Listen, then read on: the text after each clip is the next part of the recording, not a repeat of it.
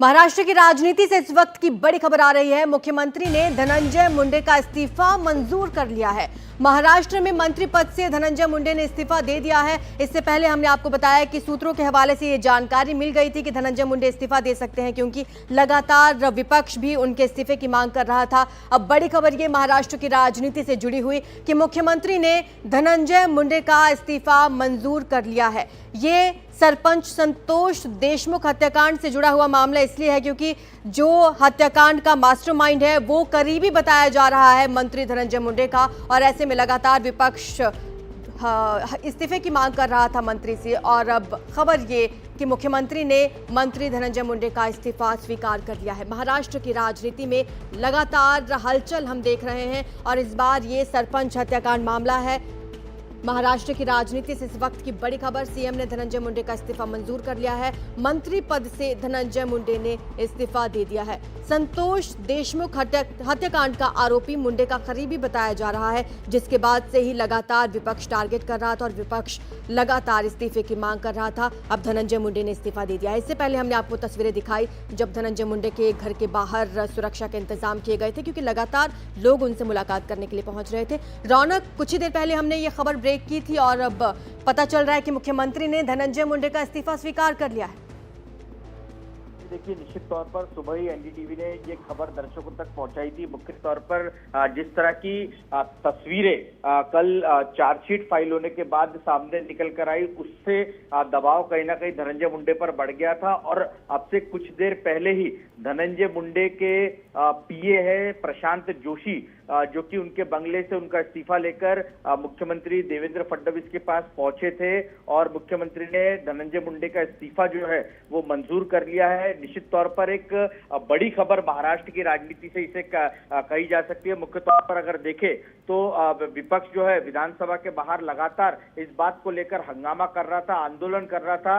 अगर आज ये इस्तीफा नहीं होता तो महाराष्ट्र विधानसभा का सत्र जो है आज विपक्ष नहीं चलने देता। लेकिन फिलहाल ये बड़ी खबर मंत्री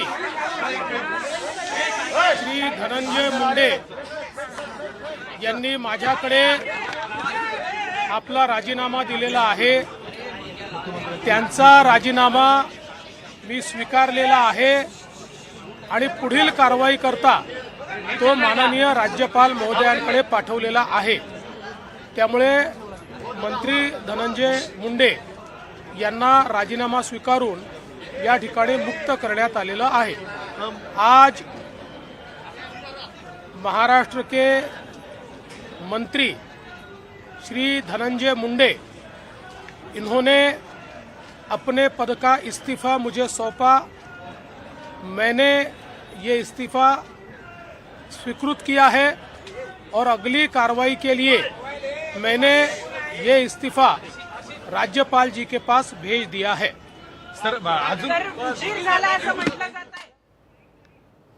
हमारे सहयोगी पारस दामा हमारे साथ लगातार बने हुए। पारस, अभी हमने मुख्यमंत्री को सुना और उन्होंने बताया कि इस्तीफा स्वीकार कर लिया गया है, राज्यपाल के पास भेजा गया है। तो आपको बता दें कि जो धनंजय मुंडे हैं उनकी मुश्किलें उस वक्त से बढ़ना शुरू हुई जब सरपंच संतोष देशमुख की हत्या हुई और उसके बाद जो मास्टरमाइंड है वो धनंजय मुंडे का करीबी बताया गया।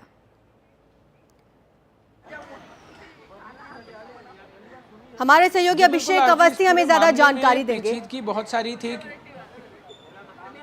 जी अभिषेक, अभी अभी हमने मुख्यमंत्री को सुना और उन्होंने बताया कि राज्यपाल को इस्तीफा भेज दिया है, बताएं।